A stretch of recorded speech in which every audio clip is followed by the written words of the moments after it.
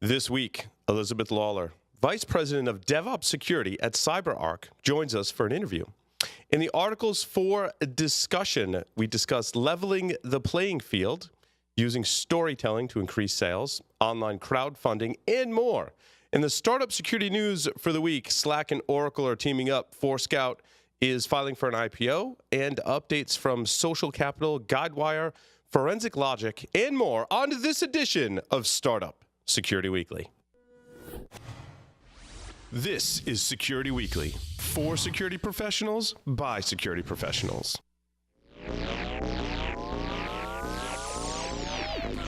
Broadcasting live from G-Unit Studios in Rhode Island, it's the show about security startups, how to secure your startup, and advice for security startups. It's Startup Security Weekly. I need it from the top.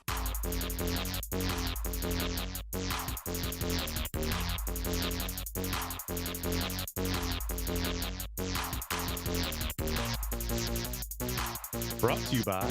Are you looking for a career where you can make a real difference? Accenture Security is looking for passionate, creative minds to tackle some of the biggest security threats facing us today. Innovative thinkers who want to outmaneuver cybercriminals. They're hiring specialists across the spectrum, from security strategy to cyber defense, digital identity, and application security, helping to deliver holistic solutions. If you want to use next-generation technologies and global resources to change the future of security, visit accenture.com/security careers. Make sure your team is prepared to fight off the latest cybersecurity threat. IT Pro TV is the resource to keep you and your IT team skills up to date. You can stream IT Pro TV's courses live and on demand worldwide, so there's no need to send staff to off-site training. Their team solution provides access to a supervisor portal for full control over your team's training schedule and group analytics. Go to itpro.tv/startup security and use the code SS30 to try it free for 7 days and receive 30% off your monthly membership for the lifetime of your active subscription. To learn more about IT Pro TV's team solution, sign up for a free demo of their supervisor portal. Welcome to Startup Security Weekly. I'm your host, Paul Asadorian, reporting for October 6th, 2017, and this is episode 57 of Startup Security Weekly. I'm very excited. This has been a great week. And here to lead the charge here on Startup Security Weekly, because I just try and be the pretty face and usually fail, is none other than Mr. Michael Santarcangelo. Michael, welcome to the show.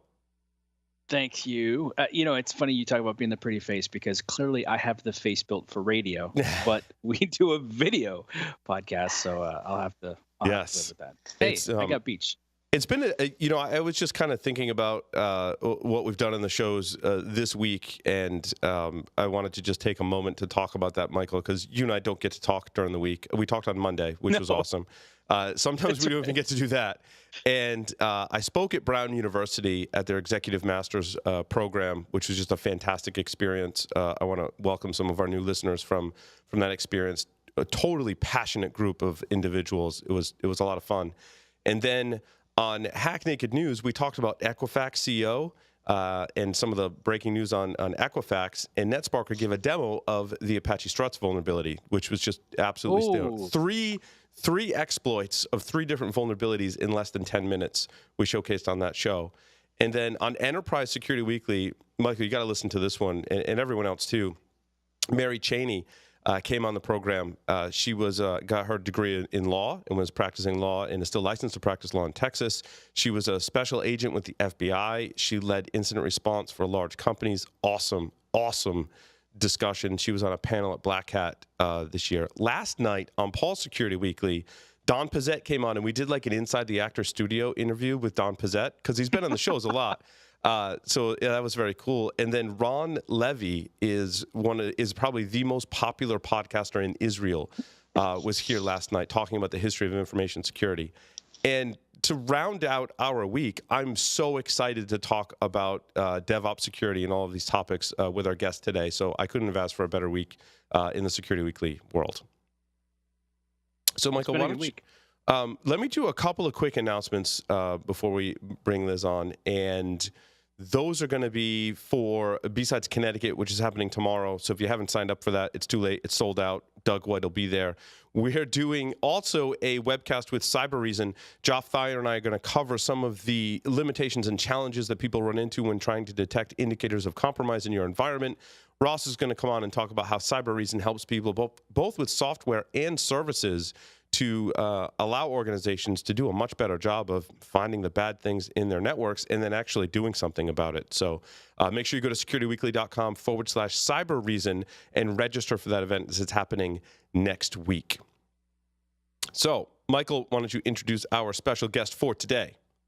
Yeah, this is exciting. And in fact, I didn't even get a chance to tell her, but Elizabeth Lawler is joining us. And what's cool about this is I actually wanted her to be on the program before. She's a friend of Jonathan Sanders, who's a good friend of the program. And he kept saying, do you know Elizabeth? You got to meet Elizabeth. She's I think he said that great. to me, too. That's probably one of the ways I know Liz's name is from Jonathan. Yeah, it's so then it was, oh, look, Conjur just got bought by CyberArk, which, and I've actually done a bunch of stuff with them and I've written a bunch and I've really enjoyed talking to Udi and stuff. So I'm like, well, hell, we'll make that work. And so here we are. So now we get a chance to make it work and joining us from vacation, no less. So yes. I'm really excited about that. You've got a tremendous background. We'll get into it. We'll talk about all of it. But welcome to Startup Security Weekly and thanks for making time to join us. Thank you for having me. I'm a huge fan of Jonathan's as well. So, yeah, and I am joining you from vacation. I'm building a rally car right now. So this is what I weld, and I'm riveting on my vacation. That's awesome. That's awesome. It is really awesome. So it's like Diesel Brothers, but different. So totally, yeah. Cybersecurity by day, rally car driver by night. So, Liz, I want to jump right into it because I'm really intrigued by Conjur. I've heard of that company. I've looked into it to solve some of our problems. How did you come to found the company?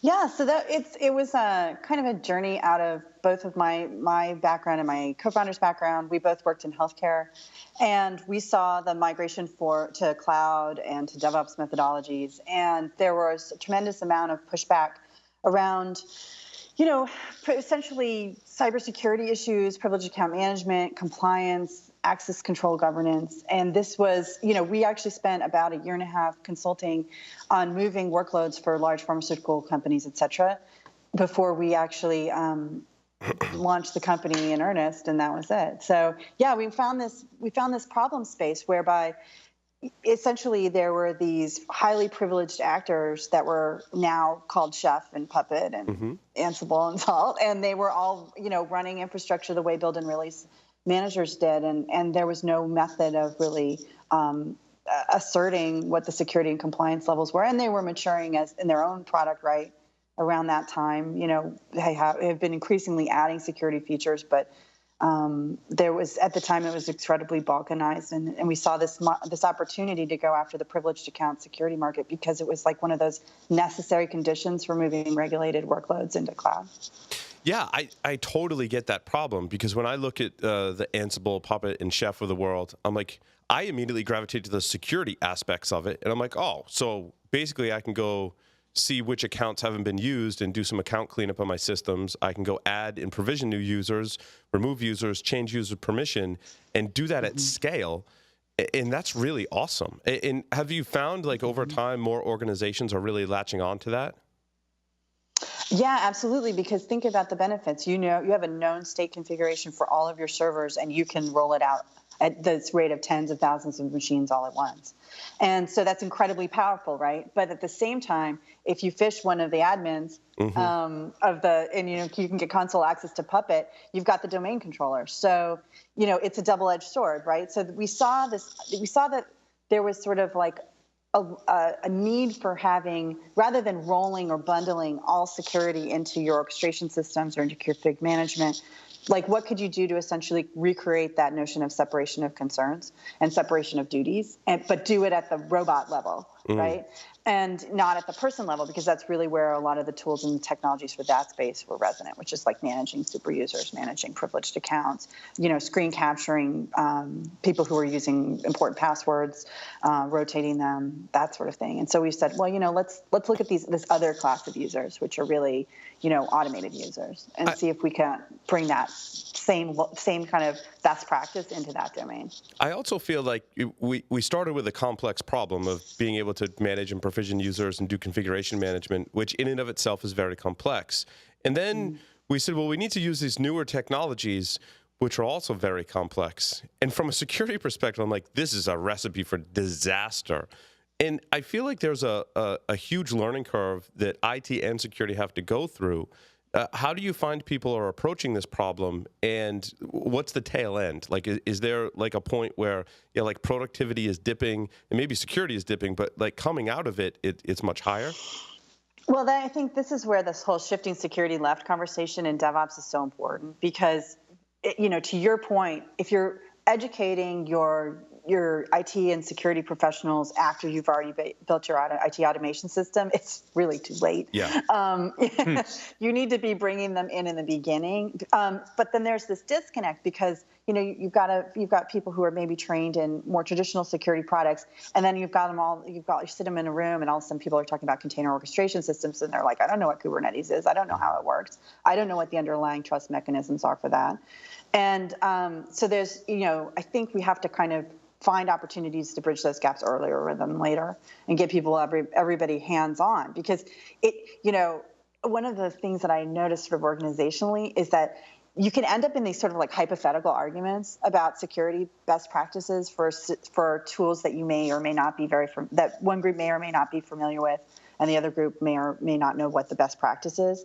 And you got to kind of nip that in the bud. You got to get hands-on, get real, start looking at how you're building and desired state of building and deploying applications is, and then start to design the security practice at that point. Yeah, like how do you do that? That's a very challenging thing that we've dealt with in IT and especially security over time and I've had this conversation with multiple different technologies. It's like, well, you need to use this new technology and you'll be more secure.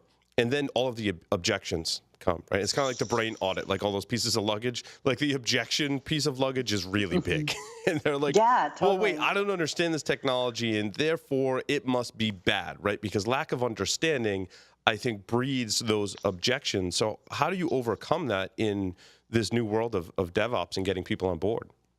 Yeah, I think that people are definitely afraid of things that they don't understand or haven't participated in before. And you're right, it goes vice versa too, where if you go into a developer group and we're like, hey, we really need you to start, doing that, using this new technology to keep your system safe or what have you. They're like, no, don't interrupt my flow. Your process is antithetical to my, how fast I need to deliver features. And so really the best performing organizations that we've seen have these multidisciplinary teams that start from the beginning. They have taken security and embedded it really early into the developer process. It could be AppSec, it could be ITSec. They kind of flow in and flow out as people are building up systems to suit their needs. And then, they start to sort of imbue at least the thought process. They put the little bug in someone's ear and say, okay, you know what, I really do need to be thinking about, password management, or I need to be thinking about, how I'm securing this QA system, because if it were compromised, somebody could inject malware. Yeah. So it's, that you just kind of get them thinking earlier rather than later about how they want to approach some problems. Yeah, because it's a long, not just learning curve, but I find it's hard to absorb all of that and then make changes to the way you do things. In fact, I was just having a conversation with one of our developers today, and he was going through the same thought process that I went through. It took me like a few weeks to really think about it and say, yes, this is how we want to do it. And when you work with containers, for example, the traditional way to manage your code and deployments is using Git, right? I write my code, I upload it to the repository, and then maybe my production system pulls down that code. And in the new world of containers, I'm like, you just want to deploy a whole new container. And he kind of was like, why? I'm like, yeah, I was there too. Yeah, I was there too. I was like, why are we going to do it? This seems like I'm deploying. If we go old school IT, it's like, well, rather than just updating that server, I'm just going to get all brand new hardware and an operating system and re-rack a new system. But with containers, you can do that easily. And the advantage is no matter what I've changed, whether it be code, configuration, the operating system, the application software, middleware, whatever it is, I get a brand new fresh copy. And oh, by the way, I can just keep deploying that as much as I want. And like, this is how it's done today. I know it sounds weird, and that's why I was thankful that Docker had that document they just published a couple of weeks ago that was like, hey, here's how we recommend you do these deployments. And I'm like, oh, where was this like 6 months ago?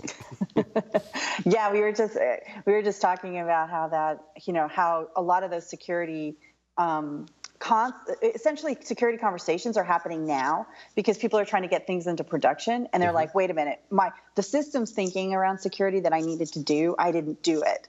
Right? I got my hands dirty. I built my MVP. I've got some things that are up and live and running, but I didn't really do the systems work that I needed to do at the beginning. And to your point, like now here we are, two and a half, 3 years later, from Docker's first posting, and they're now just posting, here's a secure deployment pattern. Yeah. Yeah.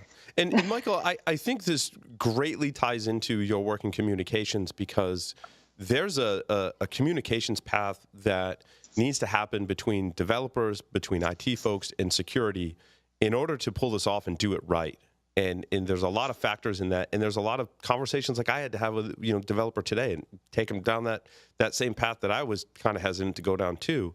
What are your recommendations? What's your assessment of this situation? Well, what's interesting is I was going to ask Elizabeth about some of that, because what you actually just described is both leadership and communication. And what I'm finding is a lot of folks are saying, well, the leaders need to care about this. People need to know. And that comes down to questions, which is why we always focus on the questions that we need to ask. So, Elizabeth, as you were talking about shifting left and showing people some of the stuff that they had or hadn't done, where did you find success? Because I was also taken with something we said right before we went on air, where you had looked at some stuff around Docker and other types of things, back in 2013. So here we are 4 years later, and people are going, oh, that's really cool. It sounds like when you're ahead of the curve and you're seeing stuff that other people don't see, and they're busy, they are loaded up, they are stressed out, their attention spans are frazzled. And now we're coming along and saying, oh, by the way, you also need to do security a little quicker in the process and think about it. There's a two-parter, right? There's the how do you get the leadership involved so that they're asking those questions. I always see people want to legislate it. Well, it has to be on a report. It has to be, yeah. Okay. How do you get them to think about it and ask those questions? And then how do you facilitate some of those conversations? So when you've been on that front end, because a lot of the stuff you've done, Elizabeth, I mean, it's leading edge. It's bleeding edge. How did you get people to pay attention? It's still bleeding edge. Right? Like I said, that document that we read was just published a couple of weeks ago. So yeah, I think that's a really great question, because the stick is always compliance or audit or something like that. And by the time you're learning about having a security gap or a flaw in your system, at that point it's too late. You're having to do rip and replace remediation. It's always more painful then. One of the things that I don't think that security products in general to date have done, and it's something that we focused a lot on in Conjur, is designing with the developer user in mind, which is that they have just a different method of working. And what you're trying to do is you're trying to slip security into their flow without disrupting it. So don't ask them to go to a web portal and log in if that's not where they're living and they're living in their command line, right? Don't ask people to do things differently. Make the default behavior quietly and visibly sort of happen in the background. And that's where security we used to call professionals. Oh, go ahead. Well, I was going to say is we used to call it the water principle, right? Like if I make it easier for you to do your job and quietly also security, then you'll do that. Like I'll see other people say, oh, we've got to make it easier to do security than to do the wrong thing. No. I mean, yes. But the nuance is I need to make it easier for you to do your job and to do security in the process of doing your job. And that's what you're explaining. We've got to take their perspective, not ours. Totally. And so, one of the things that we think about a lot is that, say I'm a Puppet user, right? I'm very fast on Puppet. Well, I don't want to have to go learn another tool to secure a Puppet. What I just want to do is my Puppet stuff.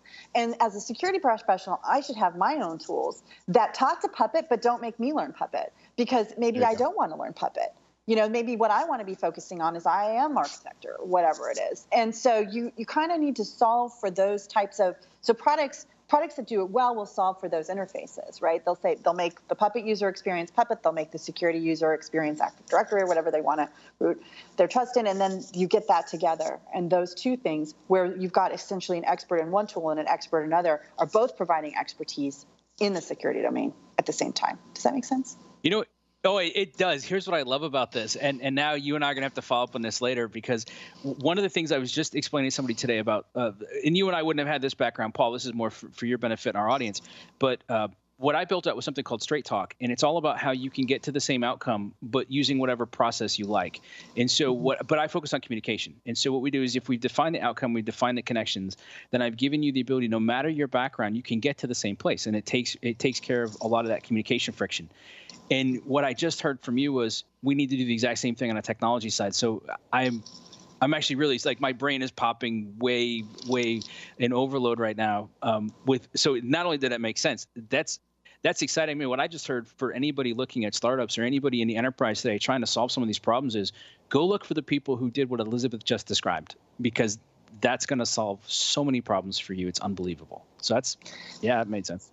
So we should say, I should mention that there's the person who was the VP of product at Conjur, now is director of DevOps security product management at CyberArk, is a guy named Dan Warner. And he developed something called experience-driven design, where we would basically describe the experience that the developer user, the IT ops user, and the security user would want as an end state.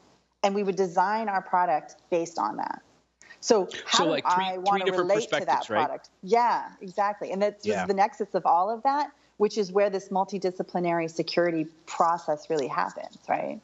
It's mapping one-to-one. Like, I'm thoroughly excited about this. I'm sorry. I'm probably more excited than I should be. It hits on something I've been thinking about too, as I deploy applications in DevOps. You talk about multidisciplinary. From the entire process from start to finish now is very encompassing of developing code, like being a programmer. There's some network stuff in there that is like totally software defined now, but I have a background in networking, so I'm like, that's great, but not everyone has a background in networking.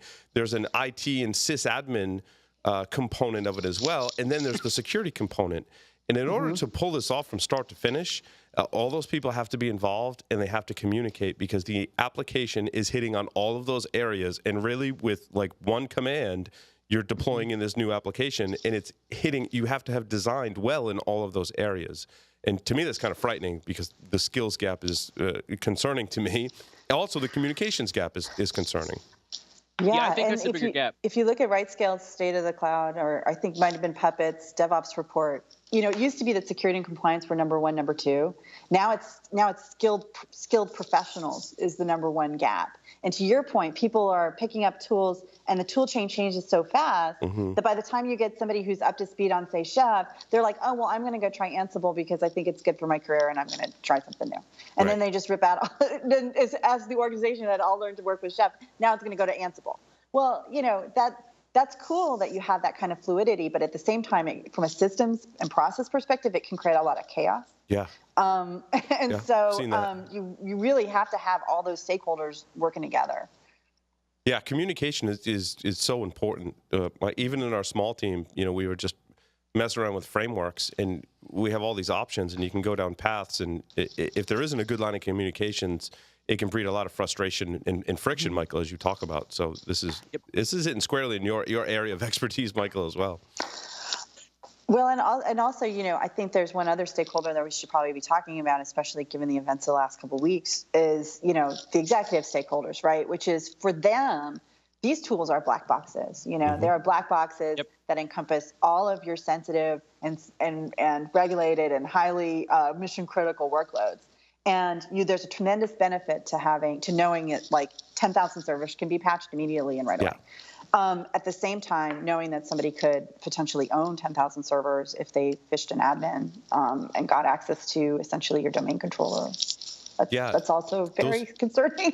Yeah, those risk decisions are definitely new and interesting. And it segues into how you manage secrets as well, which, again, is another place where I feel like it's not very well defined when you're building applications today, especially So we have an application that hooks into a lot of social media APIs. Well, where do you store those secrets and how? And that problem is a multiplier, because you start with 3 containers and then you're like, well, I need dev and in staging and production. Now you got 9 containers, and now you've got 3 sets of potentially different secrets that you need to manage. And so the problem just escalates very quickly, because then you're like, well, this is great. I'm going to go apply this to my other applications. And now it just keeps multiplying. And if you don't nip it in the bud, now you've got a serious problem. And I think most of us are habituated to thinking about using secrets in this really atomic way. Like, I'm going to need to connect to a database, ergo I must get the database password, or I need an API key, or I need a certificate, or I need, whatever the sensitive data material is, instead of thinking about it in a systems way, because you're really not the intermediary anymore. Your app is, right? So your app's the one that's fetching the secrets, and your app's the one that needs to rotate them, and your app's the one who's going to communicate. And so I think that, first of all, it's kind of just getting all encompassing about what it is that you're trying to control and how sensitive it is for your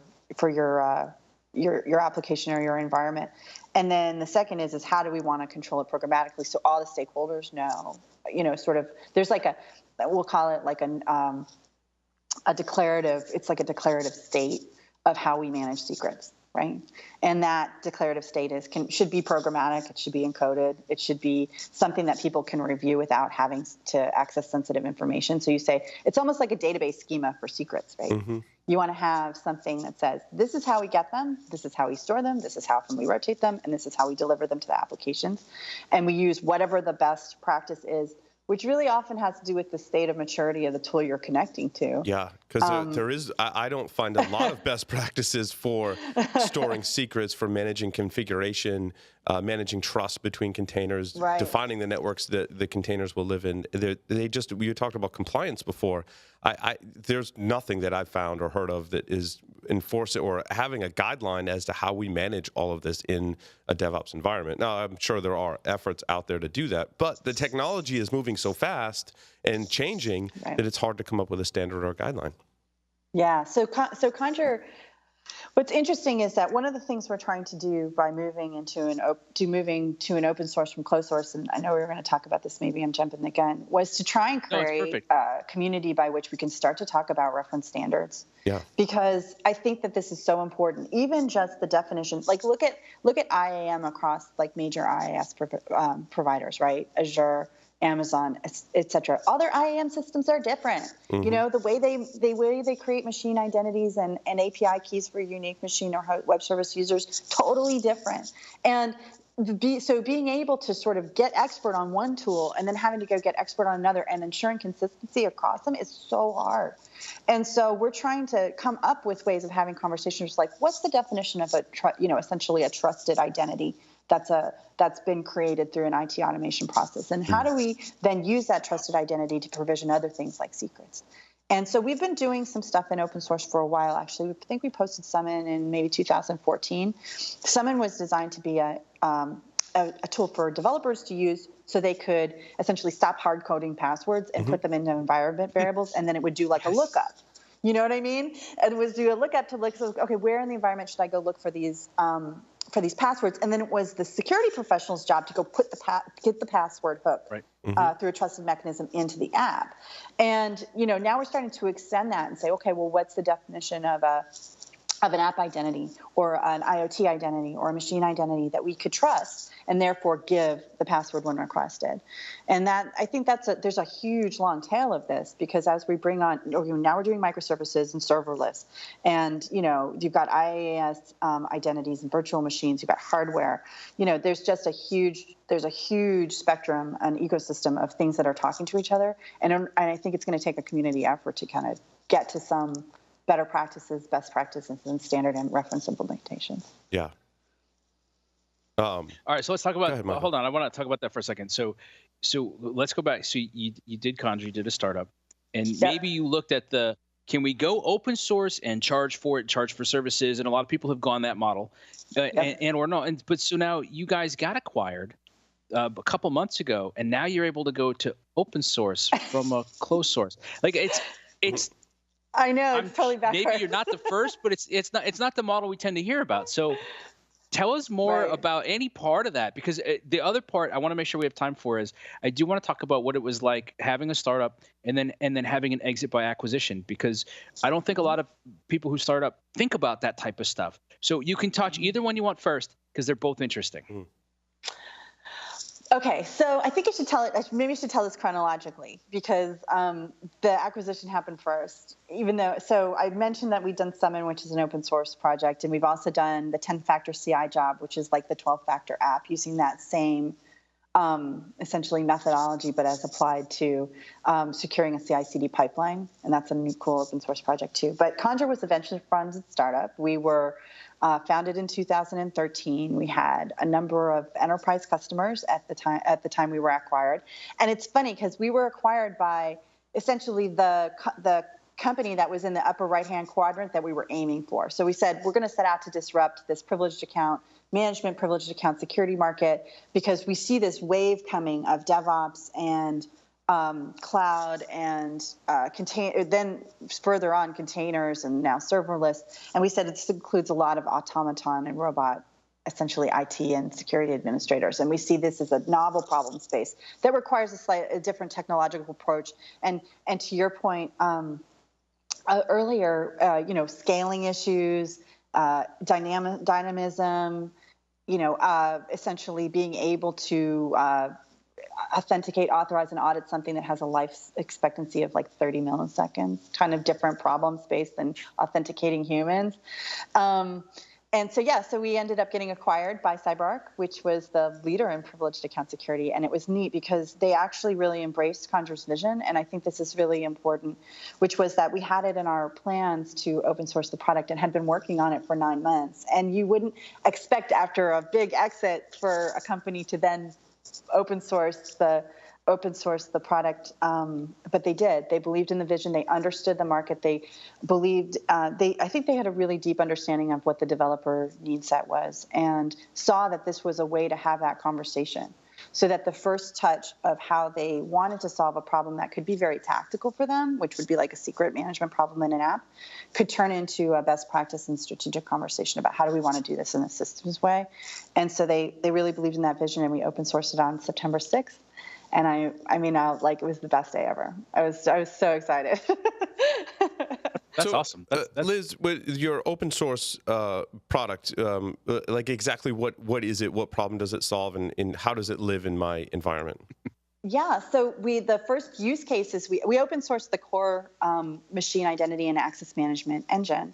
And the first use case we provided essentially, kind of the tangible benefit of the open source project was secrets management in applications and DevOps workflows. So we have integrations for Ansible and Puppet and Jenkins, and it works with Summon. So anybody can download this product and use it to essentially provide a vaulting solution, an authenticated and authorized retrieval of secret material and passwords for high-velocity IT environments. So if I have a few hundred or thousand Linux servers that live out somewhere, and I have to build a trust between my Ansible, because I'm an Ansible person, between Ansible and all of those systems so that Ansible can make changes, I would use your open source product in order to manage all of those secrets, correct? Totally. You can store your SSH keys, which is one of the management problems with Ansible in Conjur, and it will. Oh God, I have that problem. I have that problem today.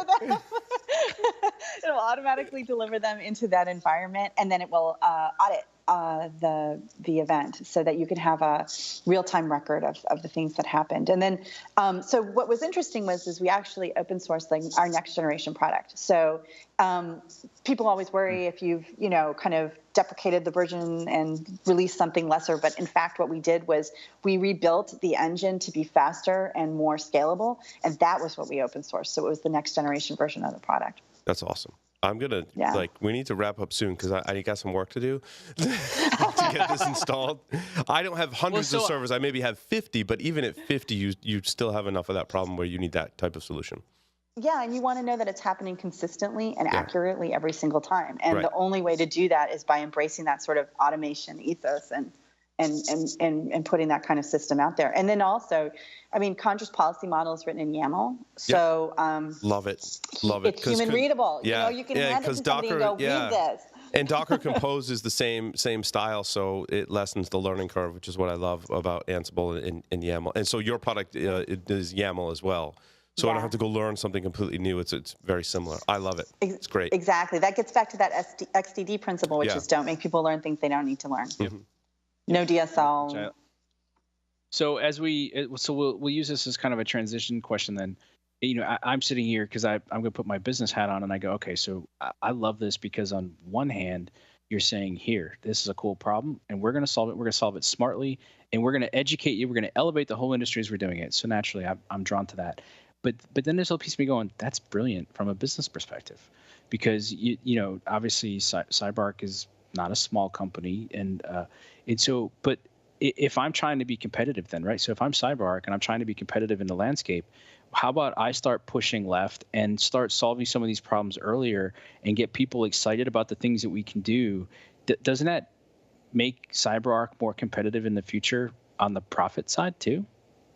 Absolutely. I mean, I think what they're doing is they're carving out a net new domain around machine identity as a privileged user. Mm-hmm. And that is going to be a powerful space to be operating in over the next 5-10 years, because as we normal human people delegate more of our responsibility, our decision making to code and to software apps and to everything, having some integrity around those systems is crucial. I mean, it's literally becoming a matter of life and death when you look at some of the crazy hacks that people do with like pacemakers and stuff.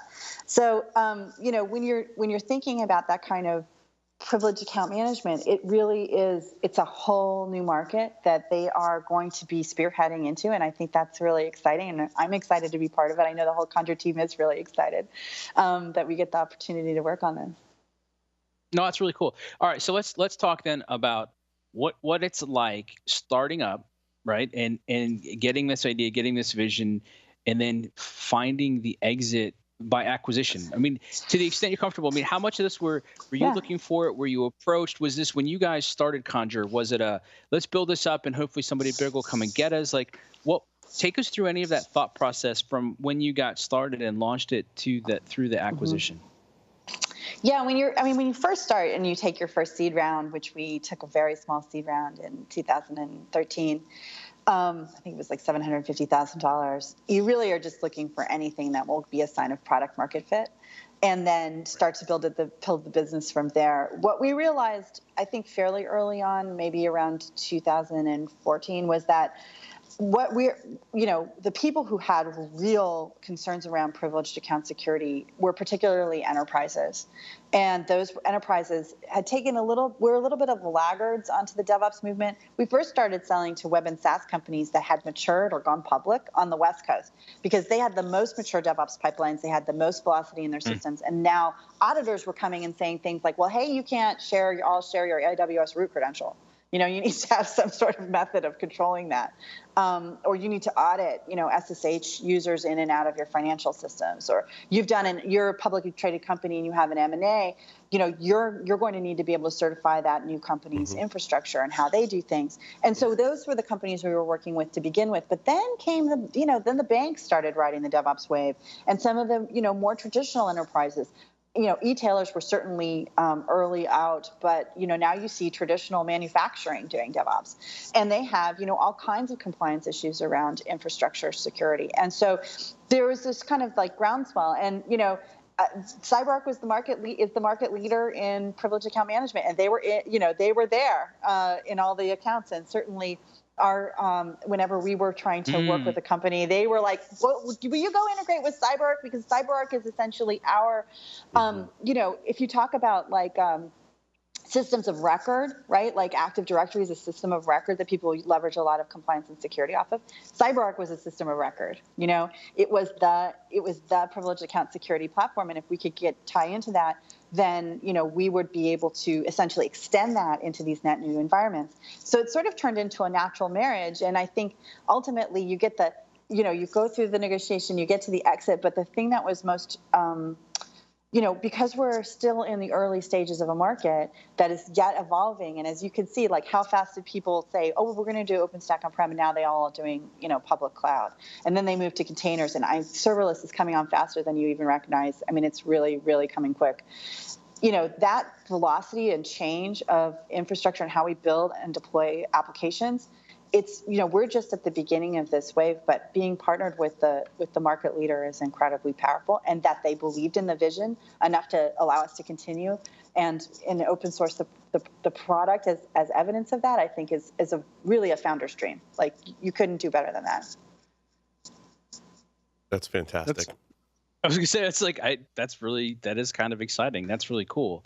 So then what's next? So now you're still pursuing the things you're excited about, and you've now got some of the open source stuff. So are you just basically now you feel like you're just going to keep pushing forward? Oh yeah, we're totally pushing forward. I mean, it was like all of a sudden this army of like security experts like came and like boosted our velocity. And so we're going so much faster now than we were as a standalone business. I mean, we had really high productivity and throughput, but now we've got twice as many resources, and we have all of the infrastructure that CyberArk's given us. So really, we're pushing this business line. They've put their best and brightest from all different disciplines. Talk about multidisciplinary. We've got sales talent, we have marketing talent, we have engineering talent, we have red teams who are helping us like find ways to solve these problems at scale. And I think that's it's going to be a huge benefit to the community, especially because we can have these conversations about best practices in the open. Yeah, that part's exciting. Like I like that. Totally exciting. We need a lot more of that. That's really good. All right, so somebody listening today, Paul and I have started to get some nice messages from people saying, "Oh, as I keep hearing these stories, that it's getting us to think about it and things we could do differently." And we have people in all parts of the world now starting to like pool together and talk about this. Now that you've been through it and you've got experience consulting and doing other things, what would you tell somebody listening right now who's maybe got an idea or sees something that they can do that would help for the future? What steps should they take today? From a starting a business perspective, or from a security perspective in DevOps? Let's go with yes. I'm actually interested in both. All right. If you have a good security idea and you want to start a company, I had a wonderful mentor. My CEO mentor was Andy Palmer. He's the current CEO of Tamer and the former CEO of Vertica, and he's incubated a number of startups, all of which have had wonderful success.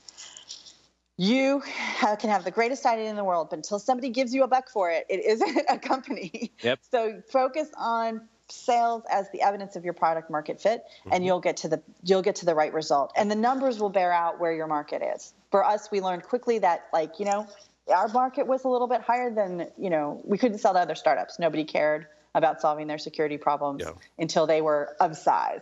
And so it drove our product design. It drove how we acted. It drove the kind of materials we created and everything. So for that, if you can evidence that, and then you've got a real solution in a market, and you have a unique approach to solving that problem, there's no end to problems that need solutions right now. So yeah, that's the best way to get it going.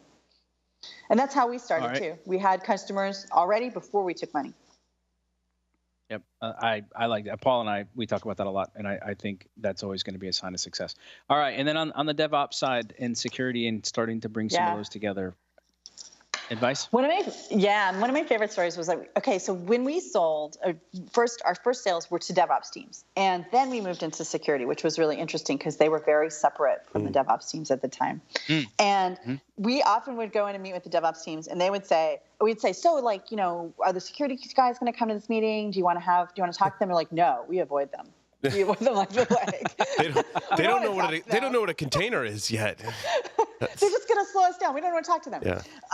So my advice is to stop hiding in your office, right? If you are a DevOps person or you're a security person, stop hiding in your office. Go take somebody out to lunch, right? Just take them out to lunch and let them tell you what they're doing. Don't judge.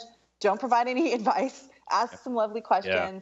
Get them to open up about some of their problems. Then come back with a solution which isn't judgmental in nature, right? It allows them to do what they need to do, and be able to, advance against their own metrics of success, which could be things like how many new features did you ship, not how secure your pipeline was. And then just figure out a way to be helpful, but like not aggressively so.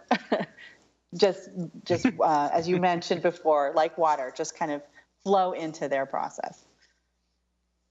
I like it. Actually, I think it's great advice. Liz, thank you so much for appearing on Startup Security Weekly. It was wonderful having you. Thank you for having me. I learned a lot, and I have things to do now. Call me about Ansible. We will. I'll put a repo together for you. That'd be awesome. It'll be easy. Thank you so much, Liz. All right, cheers. With that, we can take a short break, come back, and talk about some startup news and articles, so stay tuned.